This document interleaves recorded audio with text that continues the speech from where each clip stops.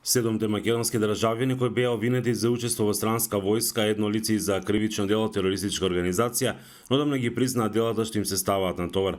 Тие заминале на обука во Сирија, каде учествувале како борци на ИСИС во војните во Сирија и Ирак. Едниот бил припадник на Исламска држава. Од основното јавно обвинителство вела дека тие обезбедувале финансиски и материјални средства за лица кои учествуваат во овие формации, а преку социјалните мрежи врбувале и други лица.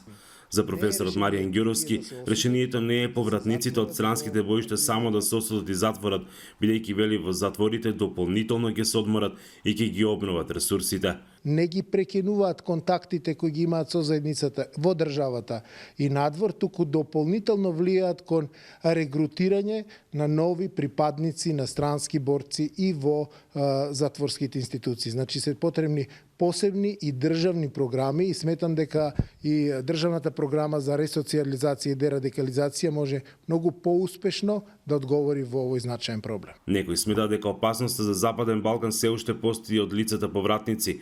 Според нив тие би можеле да ги искористат некои од се уште отворените прашања на овие простори. Они би само hteli dodatno da destabilizuju region i da unesu strah među građane regiona i ovdašnjih država. Zato mislim da je nužna jasna koordinacija između država u detektovanju tih lica koje mogu proizvesti izvesne probleme kada je u pitanju bezbednost regiona. Kada vi imate uspostavljenu saradnju među državama u jednom regionu, vi na taj način i stvarate izvesnu i zaštitu u regionalnom kontekstu u odnosu na sve nepovoljne pojave kao što su upravo i različiti oblici terorističkih možda pretnji. Svaki korak napred u normalizaciji, da kažem, nekih ovih regionalnih odnosa može da znači pozitivna stvar za region kao takav. Експертите сметаат дека итно е потребно формирање на заеднички антитерористички центар за земјите од регионот, при тоа да се земат добрите лекции и примери во делот на ресоциализацијата и дерадикализацијата на борците повратници.